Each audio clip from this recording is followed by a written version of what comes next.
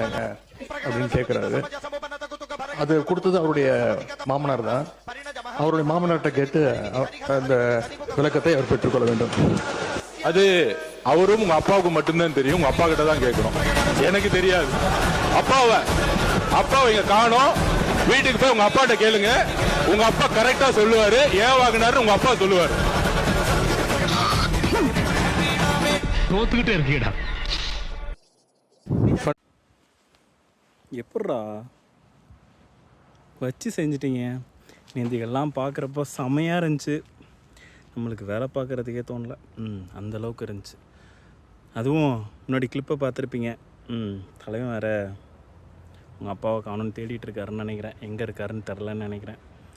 So ஆனால் சரியான ஒரு பஞ்சில் பார்க்குறதுக்கே நல்லா இருந்துச்சு. அதுக்கப்புறம் அவர் வேறு பயங்கரமாக பேசிகிட்டு இருந்தார். உதயநிதி சார் வந்துட்டு என்னென்னமோ பேசிகிட்டு இருந்தார். அதாவது என்னது பெங்களூருக்கு போகிறேன், நீங்கள் போனால் உனக்கு என்ன, போகட்டு உனக்கு என்ன, இவ்வளோ வருஷமாக நீ என்ன பண்ணிகிட்டு இருந்தியா? Assistant chief minister. Think twice before speak. உங்களுக்கு தான். ஓகே. அதுக்கப்புறம் அதில் இடையில ஒரு சில நண்டு சிண்டுலாம் பேசிகிட்டு இருந்துச்சு. ஃபஸ்ட்டு விஷயம் அம்மா உணவகத்தை பற்றி ப்ராப்பராக ஜஸ்டிஃபிகேஷன் கொடுத்தது. செகண்ட் விஷயம், ஃபஸ்ட்டு டைமில் ஒரு அசெம்பிளியில் ஒரு ஃபஸ்ட் டைம் பேசும்போது எந்த அளவுக்கு வந்துட்டு ஒரு பதட்டம் இதெல்லாம் இருந்துச்சோ அந்த அமைச்சர்கள் மத்தியில் இப்போ எந்த வித பதட்டமும் கிடையாது. ஸோ ஃபார் எக்ஸாம்பிள் நான் சொல்லணும்னு வச்சுக்கோங்களேன், டாஸ்மாக் துறையில் இருக்கிற மினிஸ்டர் அமைச்சர் இருக்கார்ல, தவைக்காலேருந்து ஒரு பொசிஷனுக்கும் அப்படின்னு ஆன்சர் சொன்னார். ப்ராப்பராக சொன்னார்.